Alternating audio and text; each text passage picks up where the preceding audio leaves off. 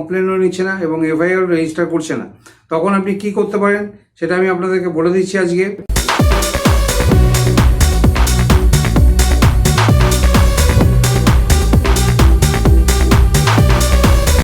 নমস্কার, আপনার সঙ্গে কোনো রকম খারাপ ঘটনা ঘটে গেছে, আপনি পুলিশের কাছে কমপ্লেন করতে গেছেন কিন্তু পুলিশ আপনার কমপ্লেনও নিচ্ছে না এবং এফআইআর রেজিস্টার করছে না, তখন আপনি কি করতে পারেন সেটা আমি আপনাদেরকে বলে দিচ্ছি আজকে। তাহলে সেই পুলিশের নামে আপনি ডাইরেক্টলি এসপির কাছে অবশ্যই কমপ্লেন দিতে পারেন। আর এখানে যে ধারাটা প্রযোজ্য হবে সেই ধারাটা আমি বলে দিচ্ছি।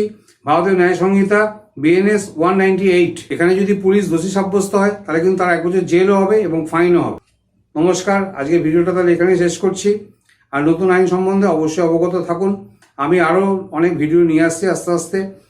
নতুন যে আইন বেরিয়েছে তার সেইগুলো সেকশন এবং সেগুলো কোথায় অ্যাপ্লাই করবেন, ডেফিনেটলি আপনি আমার চ্যানেলে সব আপডেট আস্তে আস্তে পেয়ে যাবেন, ডেফিনেটলি পেয়ে যাবেন। আপনার চ্যানেলটাকে সবসময় ফলো করতে থাকুন, নতুন নিউজ আসলে ডেফিনেটলি সেগুলো ফলো করুন। Thank you for watching this video. Thank you.